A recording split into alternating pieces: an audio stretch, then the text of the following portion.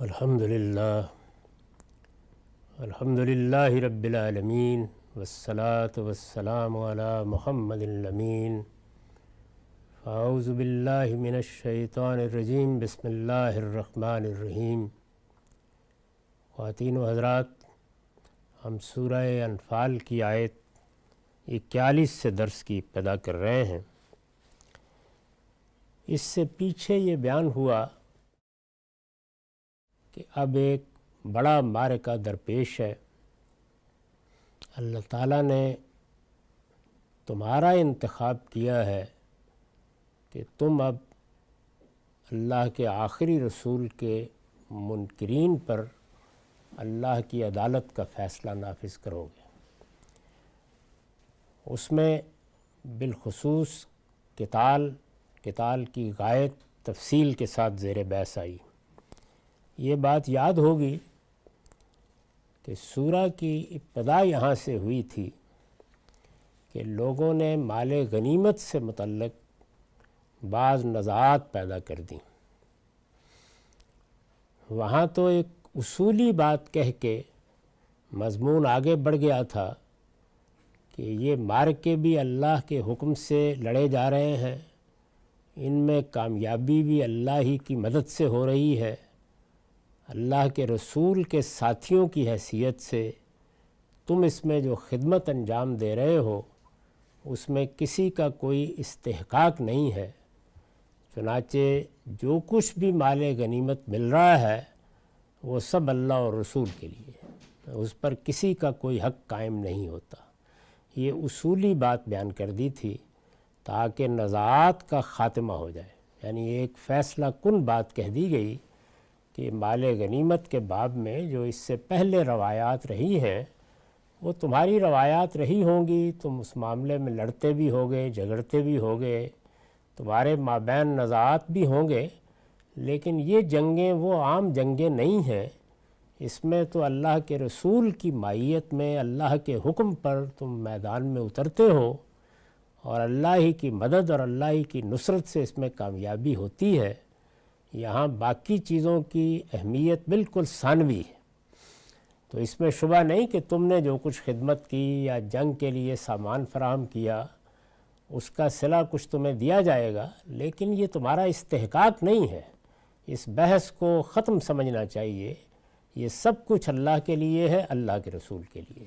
یہ بنیادی بات، اصولی بات سورہ کے شروع ہی میں کہہ کے پھر یہ بتایا گیا تھا کہ یہ سب معرکہ کیوں ہوا، اس میں اللہ کی نصرت کی کیا صورت رہی، اللہ تعالیٰ کے پیش نظر کیا تھا، تمہارے ہاں کمزور لوگوں نے اس میں کیا غلطیاں کیں۔ پھر اس کے بعد بتدریج بات وہاں پہنچ گئی کہ یہ بات واضح کی گئی کہ یہ ایک معرکہ تھا، یہ یوم الفرقان تھا، اس میں اللہ نے اپنا فیصلہ سنا دیا، لیکن اصل مدعا، اصل غایت یہ نہیں ہے۔ وہ یہ ہے کہ تمہیں یہ جنگ لڑنی ہے یہاں تک کہ سرزمین عرب سے ایک طرف پرسیکیوشن کا خاتمہ ہو جائے، فتنے کا خاتمہ ہو جائے، لوگوں کو آزادی حاصل ہو، وہ جس مذہب کو چاہیں اختیار کریں، جس مذہب کی چاہے پیروی کریں۔ اس وقت دین کو، دین حق کو ماننے والوں کے لیے جو مذہبی جبر کی صورتحال پیدا کر دی گئی ہے، یہ لوگ اس سے باز نہیں آتے تو آگے بڑھ کر اس کو تلوار کے زور سے ختم کر دیا جائے۔ اور دوسرے یہ کہ یہ چونکہ اللہ کے رسول کی طرف سے اتمام حجت ہو رہا ہے، اس لیے وہ نوبت بھی آنے والی ہے کہ اب تمہیں اس سرزمین میں دین کا غلبہ قائم کر دینا ہے۔ اس سرزمین کے بارے میں اللہ کا فیصلہ یہی ہے کہ یہ سرزمین حرم ہے، اس میں اللہ کی توحید کا مرکز قائم کیا گیا ہے۔ حرم کے لیے بھی اللہ کی توحید کی دعوتی کے لیے خاص کر دینا ضروری ہے، اور یہ سرزمین بھی اللہ نے اپنے لیے خاص کر لی ہے، اس میں اب کوئی دوسرا دین نہیں ہو سکتا۔ چنانچہ یہ بھی مقصد ہے جس کو پورا کرنا ہے۔ یہ ساری بحث اس سے پہلے ہو چکی ہے اور ہم یہ دیکھ چکے ہیں کہ اس میں کیا چیزیں کہی گئیں، کس پس منظر میں کہی گئیں۔ اب یہ جو بات شروع ہوئی تھی مال غنیمت سے، اس کے بارے میں اللہ تعالیٰ نے اپنا فیصلہ سنایا ہے۔ پہلے جو فیصلہ سنایا گیا تھا سورہ کی ابتدا میں وہ اصول کی وضاحت تھی، یعنی یہ بتا دیا تھا کہ مال غنیمت پر لشکر والوں کا کوئی حق نہیں ہے، جو لوگ لڑے ہیں ان کا کوئی حق نہیں ہے۔ یہ در حقیقت جنگیں ہی بالکل مختلف نوعیت کی ہیں، ان میں اللہ اور اللہ کے رسول کے حکم پر تم ایک خدمت انجام دے رہے ہو، تمہاری حیثیت اس میں بالکل وہی ہے جو اللہ جب کسی قوم پر عذاب نازل کرتا ہے تو اس کے فرشتوں کی ہوتی ہے۔ یہ خدمت اپنی جگہ ایک بڑی سعادت ہے، اس میں اب مال غنیمت کا خیال چھوڑو، وہ سب اللہ اور رسول کے لیے۔ یہ اصولی بات تھی جو کی گئی تھی۔ اس کے بعد اب اطلاق کی جواب دیا جا رہا ہے، یعنی یہ سب ہے تو اللہ اور اللہ کے رسول کا، لیکن یہ نہیں کہ ہم اس کو کہیں آسمان پر لے جا رہے ہیں، اس کی تقسیم کا ضابطہ یہ ہے، اب بیان کیا جا رہا ہے۔ تو فرمایا کہ وَاعْلَمُوا أَنَّمَا غَنِمْتُم مِّن شَيْءٍ فَأَنَّ لِلَّهِ خُمُسَهُ وَلِلرَّسُولِ وَلِذِي الْقُرْبَى وَالْيَتَامَى وَالْمَسَاكِينِ وَابْنِ السَّبِيلِ إِن كُنتُمْ آمَنتُم بِاللَّهِ وَمَا أَنزَلْنَا عَلَىٰ عَبْدِنَا يَوْمَ الْفُرْقَانِ يَوْمَ الْتَقَى الْجَمْعَانِ وَاللَّهُ عَلَىٰ كُلِّ شَيْءٍ قَدِيرٌ۔ تم نے پوچھا تھا، یعنی یہ سوال تھا نا جہاں سے بات شروع ہوئی تھی، وہاں تو اصولی جواب جیسے میں نے آپ سے عرض کیا ایک جملے میں دے کر بات آگے بڑھ گئی تھی۔ اب یہ بتایا کہ تم نے پوچھا تھا تو جان لو کہ جو کچھ مال غنیمت تم نے حاصل کیا تھا اس کا 5واں حصہ اللہ کے لیے، اس کے پیغمبر کے لیے، پیغمبر کے اقربا اور یتیموں، مسکینوں اور مسافروں کے لیے خاص رہے گا۔ یعنی اب جو اطلاقی فیصلہ سنایا وہ یہ تھا کہ یہ ہے تو سب کا سب اللہ اور اللہ کے رسول کے لیے، اس پر کسی کا کوئی حق قائم نہیں ہوتا، لیکن اللہ تعالیٰ نے اپنی خاص عنایت سے اس کا 5واں حصہ اپنے لیے، اپنے رسول کے لیے، اور رسول اللہ جو کچھ کسی کو دینا چاہیں اس کے لیے خاص کر لیا ہے، لیکن باقی جو کچھ ہے وہ تمہارے درمیان تقسیم کر دیا جائے گا۔ تم نے پوچھا تھا تو جان لو کہ جو کچھ مال غنیمت تم نے حاصل کیا تھا اس کا 5واں حصہ اللہ کے لیے، اس کے پیغمبر کے لیے، پیغمبر کے اقربا اور یتیموں، مسکینوں اور مسافروں کے لیے خاص رہے گا۔ اس پر میں نے لکھا ہے کہ اموال غنیمت سے متعلق جو ناروا قسم کے سوالات اٹھا دیے گئے تھے، اموال غنیمت سے متعلق چونکہ ناروا قسم کے سوالات اٹھا دیے گئے تھے، اس لیے لوگوں کی کمزوریوں پر تبصرے کے بعد، یعنی پہلے کیا کیا، پہلے لوگوں سے جو مختلف نوعیت کی کمزوریاں معرکہ بدر سے پہلے بعد میں صادر ہوئیں ان پر تبصرہ کیا ہے، اس لیے لوگوں کی کمزوریوں پر تبصرے کے بعد اب فیصلہ سنایا ہے۔ تو آغاز اس تنبیہی جملے سے کیا ہے۔ تنبیہی جملہ کیا ہے؟ اور وہ یہ کہ تم نے پوچھا تھا تو جان لو، وَاعْلَمُوا، یعنی اس سے گویا بات کی ابتدا کی ہے۔ بات کی ابتدا کرنے کے بعد اب جو یہ فرمایا کہ یہ کن کے لیے خاص رہے گا، یعنی 5واں حصہ، تو یہ ظاہر ہے کہ وضاحت طلب ہے، تو اس پر ایک بہت ہی مفصل نوٹ ہے جو میں آپ کے سامنے پیش کر رہا ہوں۔ میں نے لکھا ہے پیچھے بیان ہو چکا ہے کہ زمانہ رسالت کی جنگوں پر اللہ تعالیٰ نے مجاہدین کا کوئی حق تسلیم نہیں کیا، یعنی یہ بات تو پیچھے بیان ہو چکی کہ جو جنگیں بھی رسول اللہ صلی اللہ علیہ وسلم کے زمانے میں لڑی گئیں ان میں اگر کوئی مال ہاتھ آیا، ان میں اگر کوئی غنیمت ملی، تو اللہ تعالیٰ نے یہ فیصلہ اس سورہ کے شروع میں سنا دیا تھا کہ اس پر مجاہدین کا کوئی حق قائم نہیں ہوتا۔ اس کی وجہ بھی بتا دی تھی۔ پیچھے بیان ہو چکا ہے کہ زمانہ رسالت کی جنگوں پر اللہ تعالیٰ نے مجاہدین کا کوئی حق تسلیم نہیں کیا، چنانچہ فرمایا ہے کہ یہ سب اللہ اور رسول کا ہے۔ یعنی وہاں یہ کہا تھا کہ یہ تم سے مال غنیمت کے بارے میں پوچھتے ہیں، ان سے کہو للہ والرسول، یہ سب اللہ اور اللہ کے رسول کا ہے۔ یہاں یہ بتایا ہے کہ اس کے باوجود، یعنی اس کے باوجود کہ یہ سب اللہ اور رسول کا ہے، اس کے باوجود کہ کسی کا کوئی حق قائم نہیں ہوتا، یہ سارا مال نہیں بلکہ اس کا 5واں حصہ ہی اجتماعی مقاصد کے لیے خاص رہے گا۔ یعنی سارا کا سارا اگرچہ اللہ اور رسول کا ہے اور ہم اس میں سے کچھ بھی نہ دیں تو یہ کوئی حق تلفی نہیں ہوگی، لیکن فیصلہ یہ کیا گیا ہے کہ 5واں حصہ اجتماعی مقاصد کے لیے خاص رہے گا اور باقی از راہ عنایت مجاہدین میں تقسیم کر دیا جائے گا، یعنی از راہ استحقاق نہیں، کسی حقدار کے حق کو ادا کرنے کی بنیاد پر نہیں، بلکہ از راہ عنایت تقسیم کر دیا جائے گا۔ یہ تقسیم بھی صاف واضح ہے کہ صرف اس وجہ سے کی گئی ہے کہ لوگوں نے جنگ بہرحال لڑی تھی، یعنی انہوں نے خدمت تو انجام دی تھی، جیسے اب ہماری افواج انجام دیتی ہیں تو ان کو بہت کچھ تنخواہیں، بہت کچھ مراعات دی جاتی ہیں۔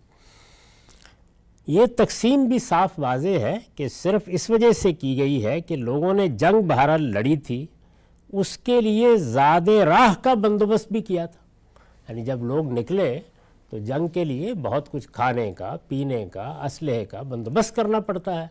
تو یہ نہیں تھا کہ کوئی حکومت کے خزانے سے ان کو یہ دیا گیا تھا یا رسول اللہ صلی اللہ علیہ وسلم کے پاس کوئی اموال الگ سے پڑے ہوئے تھے وہ دے دیے گئے تھے، کچھ بھی نہیں تھا۔ تو لوگوں نے بندوبست کیا تھا اپنے طور پر، اور اس کی ضرورتوں کے لیے، یعنی جنگ کی ضرورتوں کے لیے اسلحہ، گھوڑے اور اونٹ وغیرہ بھی خود ہی مہیا کیے تھے۔ جس کے پاس اونٹ تھا وہ لے آیا، جس کے پاس گھوڑا تھا وہ لے آیا، اسلحہ تھا تو کسی نے کسی کو دے دیا۔ اسی طریقے سے جنگ بدر ہوئی تھی۔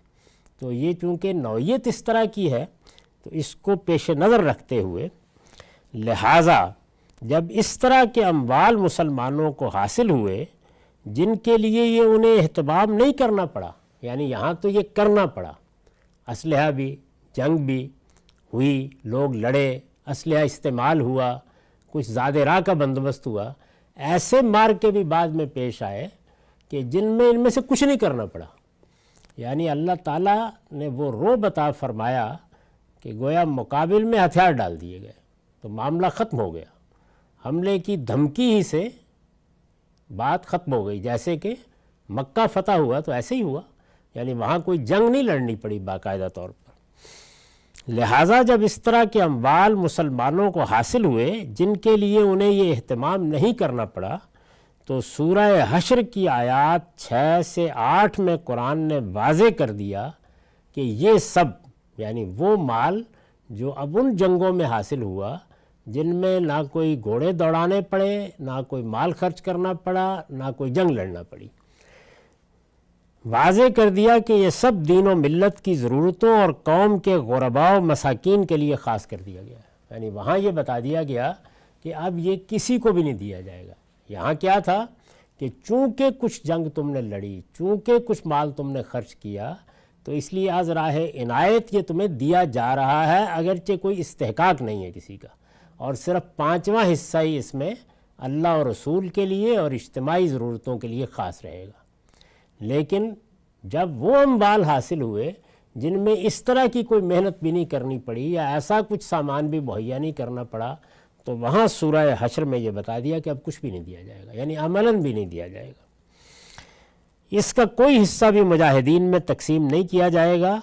آیہ زیر بحث میں اللہ تعالیٰ نے ان اجتماعی مقاصد کی تفصیل کر دی ہے۔ اجتماعی مقاصد کیا تھے، یعنی یہاں 5واں حصہ ان کے لیے خاص کیا گیا، وہاں سارا خاص کر دیا گیا۔ اجتماعی مقاصد کیا تھے، سورہ حشر میں یہ چیز بھی زیر بحث آئے گی کہ جب اللہ تعالیٰ نے یہ کہا کہ نہیں دیا جائے گا، اس میں صرف جنگ میں لوٹا جانے والا یا ملنے والا سامان ہی نہیں تھا، بلکہ زمینیں بھی تھیں جو مل گئیں، علاقے فتح ہو گئے۔ تو جب یہ کہا کہ یہ اجتماعی مقاصد کے لیے خاص رہے گا، یہ زمینیں بھی اجتماعی مقاصد کے لیے خاص رہیں گی، نہیں دی جائیں گی، یہ خیبر کے موقع پر ہوا۔ تو اس موقع پر اللہ تعالیٰ نے یہ بتایا کہ اس کی حکمت کیا ہے، کیوں ہم اس کو اجتماعی مقاصد کے لیے خاص کر رہے ہیں۔ تو یہ بتایا کہ جب کبھی افراد کو مال دے دیا جائے تو مال کی سائنس یہ ہے کہ وہ چند برسوں کے بعد ہی اغنیا میں گردش کرنا شروع کر دیتا ہے، لِكَيْ لَا يَكُونَ دُولَةً بَيْنَ الْأَغْنِيَاءِ۔ یہ مال کی سائنس ہے، اللہ نے اس کے لیے یہی طریقہ بنا رکھا ہے۔ آپ 10,000 لوگوں کو برابر برابر پیسے دے دیجئے اور اس سے کہیے دنیا میں جاؤ، کچھ دیر کے بعد وہ چند ہاتھوں میں ارتکاز پیدا کر لیں گے۔ تو اس کو روکنا مقصود نہیں ہے، یہی دنیا کے اندر فطرت کا بنایا ہوا نظام ہے۔ تاہم اس کا ایک نتیجہ نکلتا ہے، اور وہ نتیجہ یہ ہے کہ بہت سے لوگ جو اس دوڑ میں بہت پیچھے رہ جاتے ہیں ان کا پھر کوئی پرسان حال نہیں ہوتا۔ یعنی یہ دوڑ تو لگی ہوئی ہے، اس کے مطابق ہی ساری دنیا چل رہی ہے، تو اس میں یہ بھی ہوتا ہے کہ بہت اوپر لوگ نکل جاتے ہیں، وہ بھی ہوتا ہے جو متوسط درجے میں رہ کر اچھی زندگی بسر کرتے ہیں، اور ایک تعداد ایسی بھی ہوتی ہے اور بعض معاشروں میں بہت بڑھ جاتی ہے کہ جو پھر کچھ نہیں کر پاتے۔ تو ان کی ضرورتوں کے لیے کیا کیا جائے؟ تو فرمایا کہ اس کے لیے اجتماعی املاک کو اجتماع ہی کے تصرف میں رہنا چاہیے۔ یعنی اس طرح گویا اللہ تعالیٰ نے وہاں پر ایک اصول بتایا، وہ چونکہ یہاں زیر بحث نہیں تو میں اس پر تفصیلی گفتگو نہیں کر رہا، صرف اشارہ کر دیا۔ یہاں یہ کہا ہے کہ وہ اجتماعی مقاصد کیا ہیں، یعنی کیا چیز ہے جس کے لیے یہ املاک قومی املاک قرار دی جا رہی ہیں، ان کو تقسیم نہیں کیا جا رہا، ان کو خاص کیا جا رہا ہے کہ اب ان پر انفرادی تصرف نہیں ہوگا کسی شخص کا۔ کیوں کیا جا رہا ہے اور اس میں جو حق مقرر کیے گئے ہیں وہ کیا ہیں، یہ بتایا۔ تو اجتماعی مقاصد کی تفصیل یہ ہے کہ سب سے پہلے اللہ کا حق بیان ہوا ہے۔ اللہ تعالیٰ ظاہر ہے کہ ہر چیز سے غنی اور بے نیاز ہے، یعنی اللہ تعالیٰ کے پاس تو زمین مکان آپ نے نہیں پہنچانے، لیکن اللہ کا نام بھی لیا گیا ہے۔ سب سے پہلے اللہ کا حق بیان ہوا ہے۔ اللہ تعالیٰ ظاہر ہے کہ ہر چیز سے غنی اور بے نیاز ہے، یعنی وہ تو آسمان و زمین کا مالک ہے، اس کو کسی چیز کی ضرورت نہیں ہے، لیکن زمین پر اس کا کیا ہے؟ زمین پر اس کا دین ہے، یعنی وہ اپنے دین کی دعوت اپنے پیغمبروں کے ذریعے سے اس دنیا کو پہنچا چکا ہے۔ تو آسمان کے خالق کا دین زمین پر ہے، اور اس کی ضرورتیں اسی طرح ہیں کہ جس طرح اس کی پیدا کی ہوئی مخلوقات کی ضرورتیں ہیں۔ سب سے پہلے اللہ کا حق بیان ہوا ہے۔ اللہ تعالیٰ ظاہر ہے کہ ہر چیز سے غنی اور بے نیاز ہے، اس کے نام کا حصہ اس کے دین ہی کی طرف لوٹتا ہے۔ یعنی جب یہ کہا جائے کہ یہ اللہ کا ہے تو اس کا مطلب یہ ہے کہ دین کا ہے، یعنی یہ دین، دینی مقاصد، دین کی ضرورتوں کے لیے خاص رہے گا۔ لہٰذا اس کا، یعنی یہ جو اللہ کا حصہ ہے، لہٰذا اس کا اصلی مصرف وہ کام ہوں گے جو دین کی نصرت اور حفاظت و مدافعت کے لیے مسلمانوں کا نظم اجتماعی اپنی دینی ذمہ داری کی حیثیت سے انجام دیتا ہے۔ مثلا آج کے زمانے میں مسجدوں کا اہتمام کرنا ہے، دین کی تعلیم کا بندوبست کرنا ہے، دین کے خدمت کرنے والے جلیل القدر اہل علم ہوں، تحقیقی کام کرنے والے ہوں، تصنیف و تالیف کا کام کرنے والے ہوں، ان کو ان کاموں کے لیے خاص ہو جانا ہے تو ان کی ضرورتوں کا بندوبست کرنا ہے۔ تو یہ سب دین کے کام ہیں جس کو ایک لفظ سے بیان کرتا ہے قرآن مجید، دین کی نصرت کے کام، دین کی مدد کے کام۔ تو یہ اللہ کا حصہ اس کے لیے، لہٰذا اس کا اصلی مصرف وہ کام ہوں گے جو دین کی نصرت اور حفاظت و مدافعت کے لیے مسلمانوں کا نظم اجتماعی، ظاہر ہے کہ یہ املاک کس کے پاس ہے؟ یہ مسلمانوں کے نظم اجتماعی کے پاس ہے، یا آج کی اصطلاح میں کہیے تو گویا قومی املاک ہے اور حکومت کے تصرف میں ہے، وہ ان پر تصرف کر رہی ہے، ان کا بندوبست کر رہی ہے۔ تو وہ ان میں سے دین کی خدمت، دین کی نصرت، دین کی حفاظت کے لیے بھی خرچ کرے گی۔ مسجدیں بھی ظاہر ہے اسی کے اہتمام میں ہوں گی، جمعہ و جماعت کا اہتمام بھی وہی کرے گی، عیدین کے لیے بھی وہی بندوبست کرے گی، اور اس طرح دینی خدمات انجام دینے والے جو لوگ ہیں جو علم کی خدمت کریں گے ان کے لیے بھی یہ بندوبست یونیورسٹیوں میں ہو، مساجد میں ہو، اداروں میں ہو، وہی کرے گی۔ یہ پہلا حق ہے۔ دوسرا حق یہ قرآن بیان کر رہا ہے اوپر، اور ہم اس کی وضاحت کر رہے ہیں۔ دوسرا حق رسول اللہ صلی اللہ علیہ وسلم کا بتایا گیا ہے، یعنی وہ اللہ کا حق تھا، وہ اس کے دین کی طرف چلا گیا۔ دوسرا حق رسول اللہ صلی اللہ علیہ وسلم کا بتایا گیا ہے۔ آپ کی شخصیت پہ اس وقت نبوت و رسالت کے ساتھ مسلمانوں کی حکومت کے سربراہ کی ذمہ داری بھی جمع ہو گئی تھی، یعنی رسول اللہ صلی اللہ علیہ وسلم بھی اب یہ نہیں ہو سکتا تھا کہ نبوت کا کام بھی کرے، نظم حکومت کو بھی دیکھیں اور اس کے ساتھ تجارت بھی فرمائیں۔ تو آپ بھی خاص ہو کر رہ گئے تھے۔ آپ کی شخصیت میں اس وقت نبوت اور رسالت کے ساتھ مسلمانوں کی حکومت کے سربراہ کی ذمہ داری بھی جمع ہو گئی تھی، اور آپ کے اوقات کا لمحہ لمحہ اپنے یہ منصبی فرائض انجام دینے میں صرف ہو رہا تھا۔ یعنی اب دن رات یہی مصروفیت، کوئی اور کام کرنا ممکن ہی نہیں تھا۔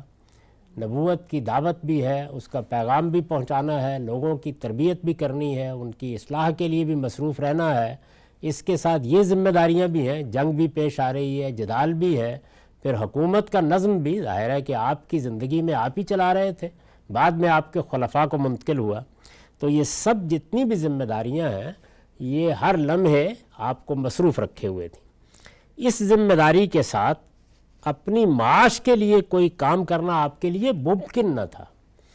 یہ اب بھی یہی ہوتا ہے، وہ لوگ جو سائنس کی خدمت کے لیے، علوم کی خدمت کے لیے اپنے آپ کو وقف کر لیتے ہیں، اسی طریقے سے جو بہت بڑی بیوروکریسی بنائی جاتی ہے اور اس کو پھر لوگوں کے ٹیکس سے تنخواہیں دی جاتی ہیں، اسی اصول پر دی جاتی ہیں۔ یعنی گویا ان لوگوں نے سوسائٹی کی خدمت کے لیے اپنے آپ کو پیش کر دیا۔ اسی طرح افواج کا معاملہ ہے۔ اس ذمہ داری کے ساتھ اپنی معاش کے لیے کوئی کام کرنا آپ کے لیے ممکن نہ تھا۔ یعنی یہ تقریر نہیں کی جا سکتی کہ جو افواج آپ نے بنائی ہیں وہ جہاد کے جذبے سے آ کے جہاد فرمایا کریں اور باقی سارا دن دکان کھولا کریں، یہ نہیں ہو سکتا۔ یعنی اللہ تعالیٰ نے جو دنیا کی اسکیم بنائی ہے وہ اسی اصول پر ہے۔ اس ذمہ داری کے ساتھ اپنی معاش کے لیے کوئی کام کرنا آپ کے لیے ممکن نہ تھا۔ اس صورتحال میں ضروری تھا کہ اس مال میں آپ کا بھی حق رکھا جائے۔ یعنی اب چونکہ کوئی باقاعدہ طریقے کی حکومت، کوئی خزانہ تو موجود نہیں تھا، تو پہلے تو جس وقت رسول اللہ صلی اللہ علیہ وسلم مکہ میں تھے تو اپنی تجارت کرتے تھے، اور یہ معلوم ہے کہ آپ عرب کے متمول لوگوں میں شمار ہونے لگے تھے اپنی تجارت کے نتیجے میں۔ پھر بتدریج تجارت کی ذمہ داریوں کو پورا کرنا ممکن نہیں رہا، دور دراز کے سفر کرنے ممکن نہیں رہے، آپ پوری طرح مصروف ہو گئے۔ تو خود فرماتے ہیں کہ بڑی حد تک انفرادی حیثیت میں سیدنا صدیق نے میری ذمہ داری اٹھائے رکھی۔ چنانچہ آپ نے یہ بتایا ہے کہ جتنے لوگوں نے بھی میرے ساتھ تعاون کیا ہے ان میں صدیق کا تعاون غیر معمولی رہا۔ گویا انہوں نے پوری ذمہ داری اٹھا لی تھی کہ آپ اپنی کام کو انجام دیتے رہیں، اور وہ ظاہر ہے کہ کاروبار کرتے تھے۔ جب مدینہ میں تشریف لائے تو کچھ تھا ہی نہیں پاس، بالکل مہاجرت کی صورت ہو گئی۔ چنانچہ سب لوگ جانتے ہیں کہ مواخات کا طریقہ اختیار کیا گیا، یعنی جو مہاجرین آئے ان میں سے ایک ایک آدمی کو ایک انصاری کا بھائی بنا دیا گیا کہ وہ ان کی ذمہ داری اٹھائیں۔ آہستہ آہستہ لوگ پھر کچھ تجارت کرنے لگ گئے، کوئی دکانداری کرنے لگ گئے، کچھ آگے بڑھے اور انہوں نے کہیں کوئی زمین کا ٹکڑا لے لیا، کسی نے مزدوری کرنی شروع کر دی۔ اس کے باوجود لوگوں کی ایک بڑی تعداد، 70 سے زیادہ لوگ بتائے جاتے ہیں، جو مسجد نبوی میں مہاجر کیمپ ہی میں رہے اور کئی برس تک رہے، جس کو صفہ کہا جاتا ہے۔ اس کو لوگوں نے بعد میں یہ نام دے لیا کہ یہ تو گویا کوئی مدرسہ تھا، وہ بنیادی طور پر مہاجرین کا کیمپ تھا، وہ وہاں رہ گئے۔ اور چونکہ ان کے لیے کوئی معاش کی صورت نہیں تھی، چھوٹا سا ایک گاؤں قصبہ، اس میں کیا اسباب پیدا کیے جا سکتے ہیں، تو رسول اللہ صلی اللہ علیہ وسلم نے ان کی ذمہ داری اٹھائی ہوئی تھی۔ یہ وہ زمانہ ہے جو بڑی اسرت کا زمانہ، جس میں اس طرح کی چیزیں ملتی ہیں کہ 3 دن چراغ ہی نہیں جلا گھر میں، یا کھانا ہی نہیں پکا، یا کسی موقع کے اوپر کوئی چیز آئی تو ان میں پہلے تقسیم کر دی، اس کے بعد اپنے بچوں سے یا گھر والوں سے کہا کہ اللہ تعالیٰ پر بھروسہ کرو اور صبر کرو۔ تو یہ صورتحال رہی۔ اب جب کچھ اموال ملنا شروع ہوئے تو اس میں پھر اللہ تعالیٰ نے یہ بندوبست فرمایا۔ یہ پس منظر ہے اس کا۔ اس ذمہ داری کے ساتھ اپنی معاش کے لیے کوئی کام کرنا آپ کے لیے ممکن نہ تھا۔ اس صورتحال میں ضروری تھا کہ اس مال میں آپ کا حق بھی رکھا جائے۔ اس کی نوعیت کسی ذاتی ملکیت کی نہیں تھی، یعنی یہ گویا اجتماعی ملکیت کے لیے خاص اموال تھے، جن میں سے دین کی ضرورتوں کے لیے خرچ کیا جائے گا، یہ اللہ کا حق تھا۔ اور نبی صلی اللہ علیہ وسلم کو بھی یہ کہا گیا کہ آپ ان سے اپنی ضرورتیں پوری کر سکتے ہیں۔ یہ کوئی ذاتی ملکیت نہیں تھی کسی کی، وہ تو قرآن مجید نے سورہ حشر میں واضح کر دیا ہے کہ یہ کوئی ذاتی ملکیت نہیں ہے، بلکہ یہ کہا ہے کہ یہ کسی کی ذاتی ملکیت میں اسی لیے نہیں دیا جا رہا کہ اگر دے دیا گیا تو کہ لا یکون دولتم بین الاغنیاء، یہ ہوگا اس کا نتیجہ۔ اس کی نوعیت کسی ذاتی ملکیت کی نہیں تھی کہ اسے آپ کے وارثوں میں تقسیم کیا جاتا، یہی اصل میں وہ مسئلہ ہے جو ہمارے ہاں بہت کچھ جنگ و جدال کا باعث بن گیا بعد میں. یہ باغ فدق کا مسئلہ جو آپ سنتے ہوں گے وہ اصل میں یہی اموال ہے. تو یہ نبی صلی اللہ علیہ وسلم کی ضرورتوں کے لیے خاص کیے گئے. لہٰذا حضور صلی اللہ علیہ وسلم کے دنیا سے رخصت ہو جانے کے بعد، یعنی زندگی میں تو ظاہر ہے کہ جتنا حصہ مقرر کیا گیا وہ آپ کے تصرف میں رہا، لیکن دنیا سے رخصت ہو جانے کے بعد یہ آپ سے آپ ان کاموں کی طرف منتقل ہو گیا جو آپ کی نیابت میں مسلمانوں کے نظم اجتماعی کے لیے انجام دینا ضروری تھا. یعنی گویا جس طریقے سے آپ کا ذاتی مال اگر ہوتا تو وہ آپ کے وارثوں کو منتقل ہوتا، اسی طرح اجتماعی ملکیت یا مسلمانوں کا خزانہ تو وہ آپ کے اس جانشین کو منتقل ہو گیا جس نے آپ کے بعد نظم سیاسی سنبھالا. اس کا لازمی نتیجہ یہی تھا. یہ آپ بھی اگر کسی چیز کو آپ قومی ملکیت میں لیں گے یا قومی ملکیت میں رکھیں گے یا قومی املاک کی حیثیت دیں گے تو یہی ہوگا. یہ تو نہیں ہے کہ جن تصرفات کو آپ نے قائم رکھا ہوا ہے وہ ان کے لیے گویا ذاتی چیز بن جائے گی، بلکہ وہ ریاست کو یا اس کے نظم کو یا جو شخص بھی ذمہ داری سنبھالے گا اس کو منتقل ہوگا تاکہ وہ انہی ذمہ داریوں کو انہی کاموں کو انجام دے سکے. تیسرا حق، یعنی یہ تو دو ہو گئے، تیسرا حق ذی القربہ کا بیان کیا گیا ہے. اس سے ظاہر ہے کہ آپ کے وہ قرابت دار مراد ہیں جن کی کفالت آپ کے ذمہ تھی. یعنی انسان تنہا تو نہیں ہوتا، بیویاں ہیں، بچے ہیں اور بعض اعزاء اقربا ہیں. ان میں وہ لوگ بھی ہیں کہ جو ہجرت کر کے آپ کے ساتھ آئے ہیں، جو جنگوں کا نشانہ بن رہے ہیں، تو ان کی ذمہ داریاں بھی اس اصول کے تحت کہ سب سے بڑی نیکی یہ ہے کہ عدل کرو، اور سب سے بڑی نیکی یہ ہے کہ لوگوں کے ساتھ احسان کرو اور اپنے اعزاء و اقربا کی ضرورتیں پوری کرو. وَإِيتَاءِ ذِي الْقُرْبَى، تو تیسرا حق ذی القربہ کا بیان کیا گیا ہے. اس سے ظاہر ہے کہ آپ کے یعنی رسول اللہ صلی اللہ علیہ وسلم کے وہ قرابت دار مراد ہیں جن کی کفالت آپ کے ذمے تھی اور جن کی ضرورتیں پوری کرنا اخلاقی لحاظ سے آپ اپنا فرض سمجھتے تھے.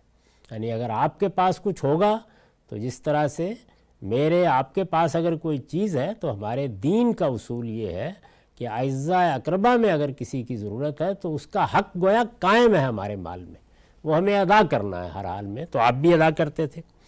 آپ کی حیثیت تمام مسلمانوں کے باپ کی تھی. یعنی اب جب آپ دنیا سے رخصت ہوئے تو کون رخصت ہوا؟ اللہ کا رسول رخصت ہوا جس کی ازواج مطہرات قوم کی مائیں، اور ظاہر ہے کہ آپ کی حیثیت اس امت کے باپ کی تھی. آپ کی حیثیت تمام مسلمانوں کے باپ کی تھی. چنانچہ آپ کے بعد یہ ذمہ داری یعنی آپ کے اعزاء و اقربا کی ذمہ داری شرعاً و عرفاً مسلمانوں کے نظم اجتماعی کو منتقل ہوئی. اب گویا وہ ذمہ داری بھی مسلمانوں کے خلفاء کو انجام دینی تھی کہ رسول اللہ کے اعزاء، رسول اللہ کے اقربا اگر ان کی کوئی ضرورت ہے تو اس مال میں سے پوری کی جائے جو اس وقت آپ کے لیے خاص کیا گیا تھا. اور ذی القربہ کا حق بھی جب تک وہ دنیا میں رہا اسی طرح قائم رہا. یعنی ظاہر ہے کہ آپ کے وہ اعزاء آپ کے چچا تھے، اسی طرح اور لوگ تھے، تو ان کا یہ حق جو آپ ادا کرتے تھے وہ بعد میں آپ کے خلفاء کی طرف منتقل ہو گیا اور پھر وہ ادا کرتے رہے. اس میں ادنیٰ درجے میں کسی نے کوئی کوتاہی نہیں کی. یہ کسی کی وراثت نہیں تھی کہ اس کو دے دیا جاتا، یہ اصل میں اجتماعی ملکیت کا بال تھا، قومی املاک کی حیثیت سے موجود تھا. رسول اللہ جو اخراجات کرتے تھے وہ آپ کی اپنی ذات تک تو ختم ہو گئے، لیکن خود آپ کی ازواج مطہرات کے بارے میں اگر دیکھیں تو ان کی تمام ذمہ داری مسلمانوں پر آ گئی، اس لیے کہ ان کو تو اس سے روک دیا گیا تھا کہ اب ان کے ساتھ کوئی نکاح بھی نہیں کر سکتا. جس طرح رسالت مآب صلی اللہ علیہ وسلم اپنی زندگی میں ان کی کفالت کر رہے تھے، اسی طرح اب اس امت کو کفالت کرنی تھی ان کی.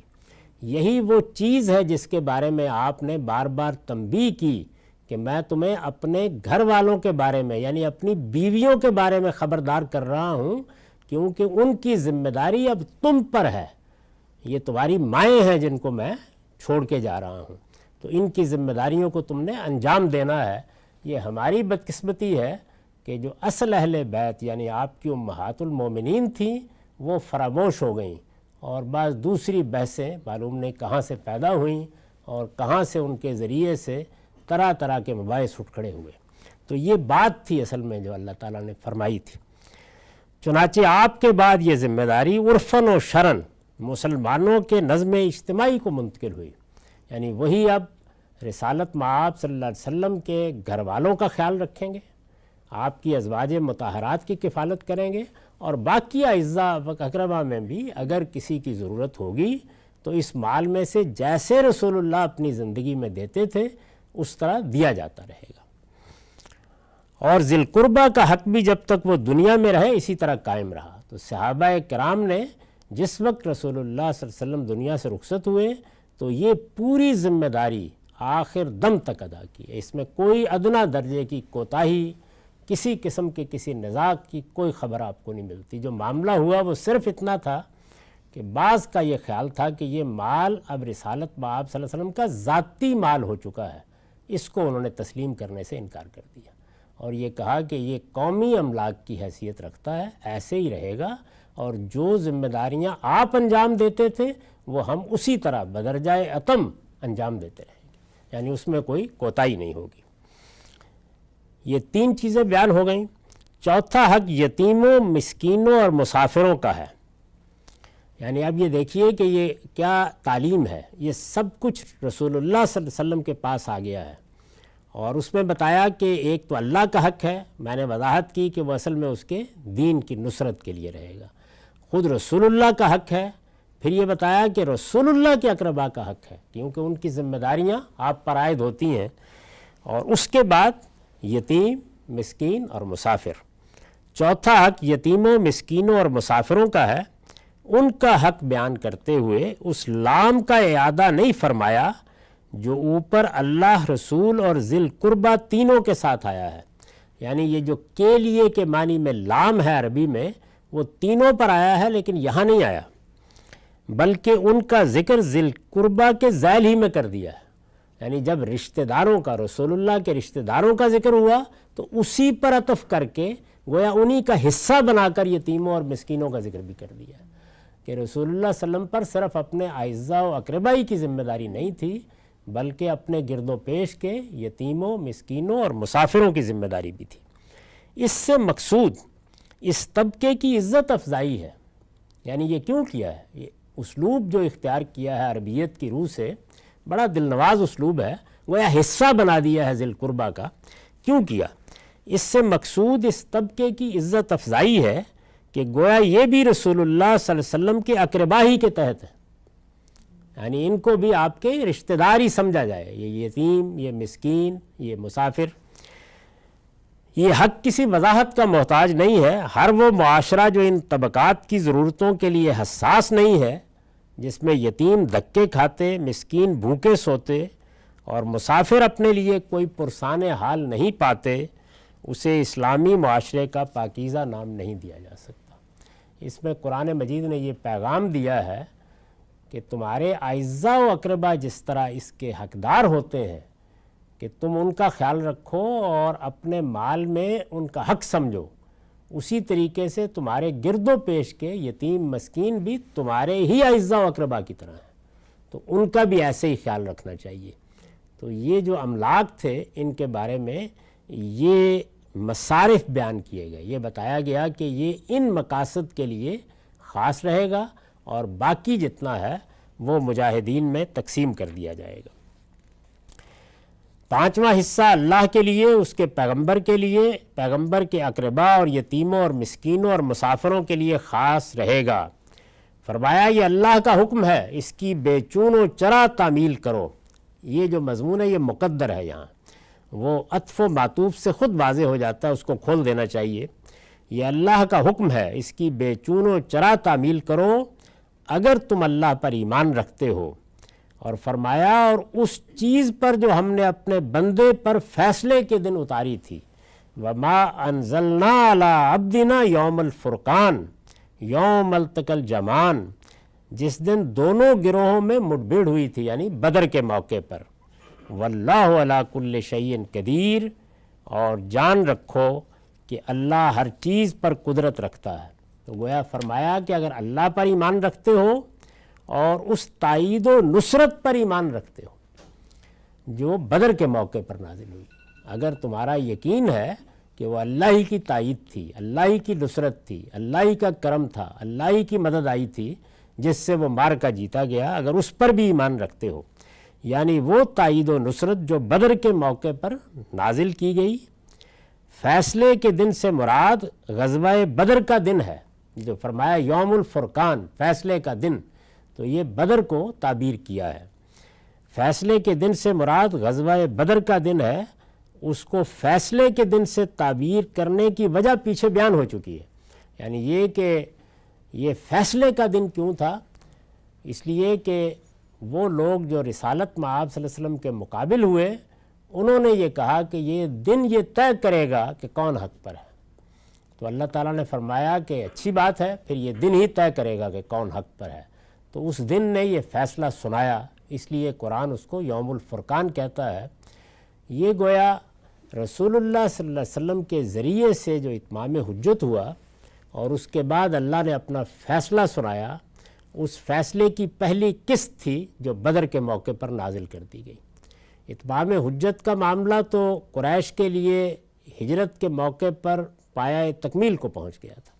اگر اس سے اگلے دن، جس دن رسالت میں آپ صلی اللہ علیہ وسلم وہاں سے نکلے، اللہ تعالیٰ کا عذاب نازل ہو جاتا تو قانون کے بالکل مطابق ہوتا، لیکن ایسا نہیں کیا گیا، مہلت دی گئی۔ کیوں مہلت دی گئی؟ بہت سے اسباب ہیں، قرآن مجید نے ان کو بیان کیا ہے۔ یہ بتایا ہے کہ اندر بہت سے لوگ تھے جن کے دل ایمان پر مطمئن ہو چکے تھے، لیکن حالات کی جو ایک نہاد تھا اور ایک دبدبہ تھا اور ایک غلبہ تھا اور جو بالادستی ان کے لیڈروں کو حاصل تھی، اس کی وجہ سے آسان نہیں تھا کہ وہ اپنے ایمان کا اظہار کریں۔ چنانچہ حدیبیہ کے موقع پر اللہ تعالیٰ نے یہ بتایا کہ اس وقت بھی آپ کو حملہ کرنے سے روک دینے کی وجہ وہی لوگ بنے ہیں، وہ اندر موجود ہیں، اور ہم اگر کہہ دیتے کہ حملہ کر دیا جائے تو تم ان کو رون ڈالتے، لیکن ہم انہیں مہلت دینا چاہتے ہیں۔ تو گویا ایک تو جو لوگ ایمان کے لیے تیار تھے، لانا چاہتے تھے، لا چکے تھے، جن کے دل مطمئن ہو گئے تھے، اللہ تعالیٰ کی رحمت نے یہ گوارا نہیں کیا کہ ان کو مہلت نہ دی جائے۔ تو پہلی چیز تو یہ قرآن نے بیان کی ہے۔ دوسری یہ ہے کہ جب یہ فیصلہ ہو گیا کہ مسلمانوں کی طاقت ہی سے اللہ کا قانون یا اس کی عدالت کا فیصلہ نافذ ہوگا، تو اب مسلمانوں کی تربیت، ان کی تعلیم، یہ بھی ضروری تھی۔ ہر حال میں ایک چھوٹی سی جماعت پر وہ ذمہ داری ڈال دینا جو اس سے پہلے فرشتے انجام دیتے رہے ہیں، اس کے لیے بھی تو آخر کوئی تنظیم، کوئی تربیت، مختلف مراحل سے گزرنا، اقتدار کا مستحکم ہونا۔ وہاں مدینے میں بھی گئے تھے، وہاں بہت سی مخالفتیں تھیں، ان پر قابو پانا، تو اس کے لیے بھی یہ ضروری تھا کہ یہ مہلت ملے ہر حال میں۔ اور پھر یہ کہ خود جزیرہ نما عرب پورے کے پورے میں چونکہ یہ معاملہ کرنا تھا، تو اس کا بھی یہ تقاضا یہ تھا کہ گرد و پیش کے لوگوں تک مہلت ملے دعوت پہنچانے کی۔ پہلے تو کشمکش بالکل براہ راست تھی، نہ وہ مکے میں جان چھوڑ رہے تھے، نہ مدینے میں آنے کے بعد پیچھا کرنے سے باز آ رہے تھے۔ تو حدیبیہ نے یہ موقع دیا کہ اس کے بعد لوگوں تک بات پہنچائی جائے، گرد و پیش کے لوگ ایمان لائیں۔ تو ایک بڑی یہ اسکیم ہے جس کو سامنے رکھ کر اللہ تعالیٰ نے یہ ساری بات فرمائی۔ اور اس میں آخر میں یہ جو کہا ہے کہ یہ سب یاد رکھو، مجھ پر ایمان کو یاد رکھو، جو میں نے تمہاری مدد کی اس دن جس دن دونوں گروہوں میں مٹ بھیڑ ہوئی تھی، اسے یاد رکھو، اور اس چیز کو سامنے رکھو کہ اللہ ہر چیز پر قدرت رکھتا ہے۔ اس پر میں نے لکھا ہے، یہ اس لیے فرمایا ہے کہ روح سخن انہی نکتہ چینوں کی طرف ہے جنہوں نے اموال غنیمت سے متعلق سوالات اٹھائے تھے، ان کو تنبیہ کی ہے، لیکن نام لے کے متعین کر کے تنبیہ کرنا یہ اللہ کا طریقہ نہیں ہے۔ تو یہ بتا دیا کہ اس چیز کا لحاظ رکھو۔ اس جملے میں ایک اور پہلو بھی قابل توجہ ہے۔ استاذ امام لکھتے ہیں، یوں نہیں فرمایا کہ اگر تم اس نصرت الہی پر ایمان رکھتے ہو جو ہم نے تم پر اتاری، اللہ کی جو مدد آئی اس کو یوں نہیں بیان کیا کہ جو ہم نے تمہاری مدد کی، بلکہ یوں فرمایا ہے کہ اپنے بندے پر اتاری، جس سے یہ بات نکلتی ہے کہ کسی گروہ کو یہ خیال نہیں کرنا چاہیے کہ یہ جو کامیابی حاصل ہوئی ہے یہ اس کا کارنامہ ہے، یہ جو کچھ ہوا ہے اللہ کی کارسازی اور اس کے رسول کی برکت سے ہوا ہے۔ جس کی مدد کے لیے اللہ نے اپنی غیبی فوج بھیجی تھی۔ اللہ ہر چیز پر قادر ہے، نہ اللہ کسی کا محتاج ہے، نہ اس کا رسول کسی کا دست نگر ہے۔ اللہ جب چاہے گا اپنے رسول کی مدد کے لیے اپنی افواج قاہرہ بھیج دے گا۔ تو یہ مقصود ہے جس میں یہ آخری تنبیہ کی گئی ہے۔ اقول قولی ھذا واستغفر اللہ لی ولکم ولسائر المسلمین۔